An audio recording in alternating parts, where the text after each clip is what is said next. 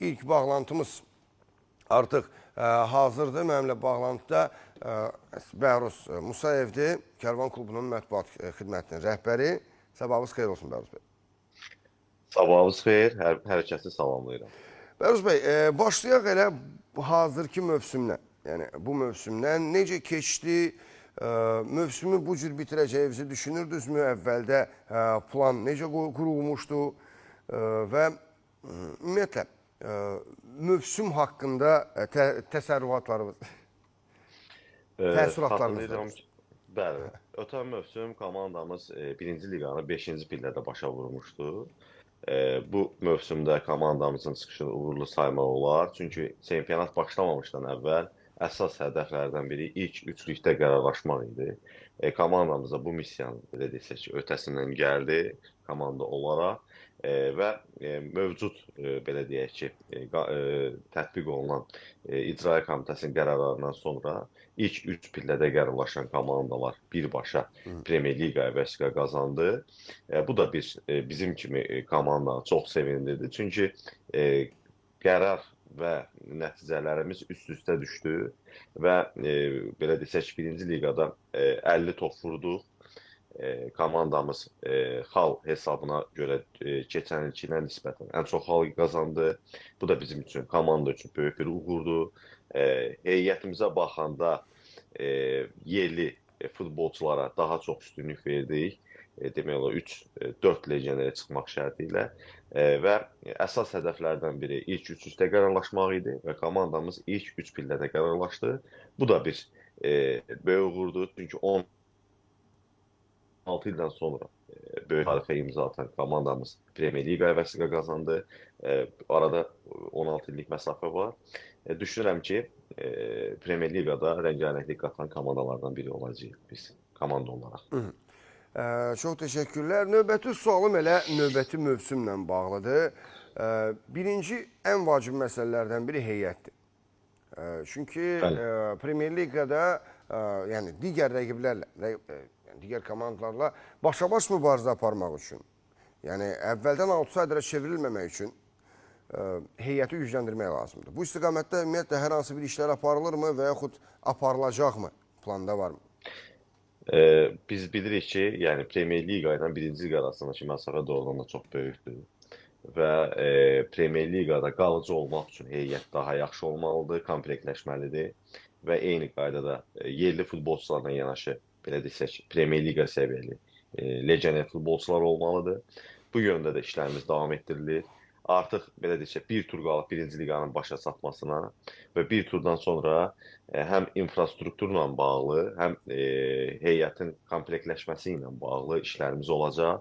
Danışıqlarımız var, danışıqlarımız gedir bəzi futbolçularla, belə desək, gözümüzə kəsdirdiyimiz futbolçular var. Düşünürəm ki, çempionat başlayana qədər heyəti komplektləşdirib və belə deyək, təlim-məşq toplanışında tam heyətlə məşq edib növbəti mövsümə, yəni Premyer Liqaya hazırlaşacağıq. Düşünürəm ki, heyət baxımı, heyət komplektləşdirmək çox çətin bir formadır, ilk ilidir Premyer Liqada çətinliyimiz olacaq və bunun da öhdəsindən gəlmək gücündəyik komanda olaraq. Bu komandanın yerləşməsi ilə bağlı bir məqam çox vacib idi. Komanda Yevlaxda məşğullaşacaq, yəni məşq eləyəcək, onlara çıxacaq növbəti mövsüm maçlarda, yoxsa növbəti mövsüm ərzində, yoxsa Bakıda? Mən sizə bir şey deyim, bilirəm siz də futbolu yaxından izləyirsiniz, Premyer Liqanı. 2004-cü ildə Kərvan futbol komandası təsis olunanda orada yeni bir futbol bazası inşa olundu və futbol bazasında da gələn futbolçular, yerli və əzilən futbolçular bir yerdə qalırdılar. Belə deyək, çempionatın əvvəlindən sonuna dək bütün Yevlaxda olurdular və Yevlaxda məşğullaşırdılar. Eyni qaydada oyunlarını da Yevlaxda keçirdilər. Və eyni qaydada bir söz də deyim ki, yəni stadionumuzun ərazisində yeni futbol bazasının inşası artıq yekunlaşıb. Çox güman ki, yeni mövsümdən komandamız Premyer Liqa maçlarının zamanı burada məşğullaşacaq və həm də belə desək, son vaxtlar mətbuatı mən də yaxından izləyirəm. Kərvan Bakıda oynayacaq, Kərvan başqa rayonda oynayacaq. Əsas hədəflərimizdən biri birinci liqa maçlarında belə desək ki, o bərbad vəziyyətə düşən qazonumuzu yeniləmək və növbəti mövsümdə, yəni Premyer Liqadan ev maçlarımızı çalışdığımız qədər Yevlaxda keçirmək istəyirik. Çünki Yevlaxda futbol azarkeşlərinin necə çılğın, necə futbola bağlı olduğunu biz bilirik. Onlara da belə desək, xəyanət etmək olmaz. Yevlaxda keçirmək lazımdır ki, maçlarımızı bizi region liqasından, birinci liqadan dəstəkləyən azarkeşlərimiz var ki, Premyer Liqada da belə desək, Qarabağ olsun, Neftçi olsun və digər komanda olsun, evdə görmək istəyirlər. Əlbəttə, bölgələrdəki azarkeşlərin də haqqıdır ki, öz yaşadıqları belə deyək şəhərdə, rayonda gedib futbol izləyə bilsinlər və xüsusilə də Premyer Liqanın komandalarının Yevlaxa gəlməsi bu daha da belə deyək marağı artıracaq futbola. Bu stadion motortu ilə bağlı siz qeyd etdiniz Bəruz bəy. Sosial şəbəkələrdə belə bir məlumat oxudum ki, bəs stadion motortu hal-hazırda təbiidir. Amma siz qeyd etdiniz bərbad vəziyyətdədir. Belə bir xəbər oxudum ki, o təbii otortuyu süni otortu ilə əvəz olunacaq. Bu doğrudurmu? Son vaxtlar mən də mətbuatı yaxından izləyirəm. Yəni bununla bağlı mənim də bir şey açıqlamam olub, süni ot örtüyü ilə bağlı. Çünki təbii ot örtüyü biz bilirik ki, qısa müddət ərzində tam olaraq hazır vəziyyətə gətirilə bilmir və eyni qaydada bu hazır olandan sonra bunu belə desək, baxımına biraz vaxt mütəxəssis lazım olur. Yəni bizdə də Yevlaxda da o mütəxəssislərimiz təəssüflər olsun ki, yoxdur və onların yetişdirilməsinə bir müddət vaxt lazım olur. Aha. Biz də istəyirik ki, məsəl üçün, bu təbii ot olduqdan sonra vaxt gedəcək, belə desək, çempionatın bir müddət oyunlarını öz evində keçirə bilməyəcəksən və səfərdə olacaq. Bu da xal itkilərini gətirib çıxarda bilər. Bu da bizim üçün də belə desək, yaxşı bir hal deyil. Ona görə ilk olaraq yaxşı səviyyəli UEFA standartlarına, FIFA standartlarına uyğun süni örtülü meydança fikirləşirik. Çünki biz bilirik ki, həm də süni örtülü meydançada bizim əvəzli komandamız olsun, digər yaş qrupları olsun ki, yəni onlara da müəyyən, belə desək, oyunlarını keçirdə bilərək. Ondan da yanaşı stadionumuzun ərazisində təbii örtüklü ehtiyat meydançamız da var. Onu da yaxşı səviyyəyə gətirmək istəyirik və əsas, belə desək, iş yükümüz bu dəqiqə stadionumuzla bağlı olan məsələlərdir.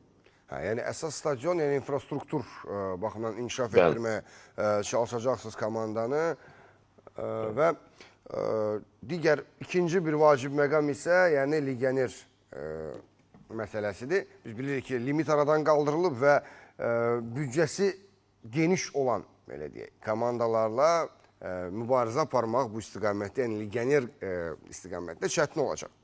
Və eyni zamanda bilirik ki, Alfa 3,5 milyon manat, 2,5 milyon manat ayırıb və bu büdcədən, belə deyək, nə qədəsi, belə deyək, infrastruktura hansı bir hissəsi transferlərə təxmini, belə deyək, faiz nisbətində ayrılacaq. Yəni, eyni zamanda da qeyd eləmək lazımdır ki, mütləq, yəni yerli futbolçulardan çox istifadə edən komandalar bonuslar qazanacaqlar.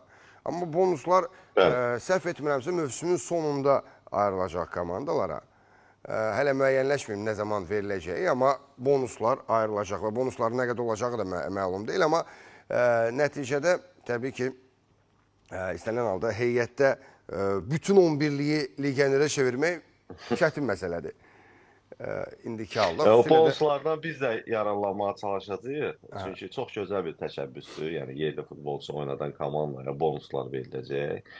Yəni bu o demək deyil ki, məsələn, əsas heyətdə 11 legioner oynatdınsa, sən yaxşı nəticə qazana biləcəksən. Aydın məsələ. Yəni biz bilirik ki, məsəl üçün yerli futbolçular bazarında da yəni səviyyə fərqi də çox böyükdür. Yaxşı futbolçunun yaxşı qiyməti var yerli futbol bazarında. Amma gənclərimiz də var ki, biz mütəmadi olaraq əvəzicilərin oyununa baxırıq regionlarda. Oradan da belə desək, futbolçulara baxırıq ki, hansı bizə Premyer Liqada, belə desək, yaxşı mənada köməklik eləyə bilər. Həm də bu bizdə, məsələn, legionerlər var idi bu il, onlarla belə desək, 2 illik müqavilə bağladığımız var ki, onlardan hədəfimizdə çatacağımız legionerlər də var. Baxacağıq, vaxtımız var, belə desək, çalışacağıq ki, komandamıza uyğun, siz bilirsiniz ki, rayonda çox legioner gəlmir Bəli. rayonlara. Daha çox Bakıya üstünlük verirlər. Biz də o rayonu sevən, rayon aba-havasını belə də istəyən və o rayon azarkeşləri tam fərqli olur. Komandalarına bağlı legioner futbolçular olsun, yerli futbolçular olsun ki, onlara istiqanlığı ilə daha çox bağlılıqları ilə seçilirlər. Biz də elə legioner seçəcəyik ki, yəni rayonumuza legioner gəlsin və burada qalmağı bacarsın. Biz bilirik ki, 2004-cü ildə Yakubu Bambası olsun, Nazar Bayramov olsun, Yuri Muzikov olsun və digərlərini saymaq olar. Bəşir Müqədi olsun. Bunlar hamısı Yevlaxda qalırlar.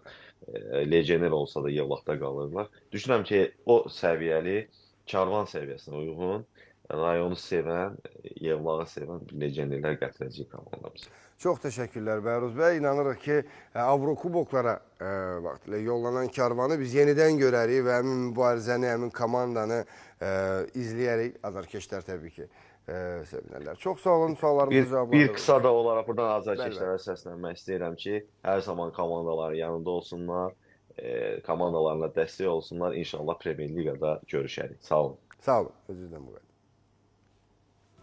Belə, əziz tamaşaçılar, Bəhruz Musayev idi bizimlə bağlantıda. Karvan klubunun mətbuat xidmətinin rəhbəri. Növbəti mövsüm planlarından danışdıq, geniş danışdıq əlbəttə ki.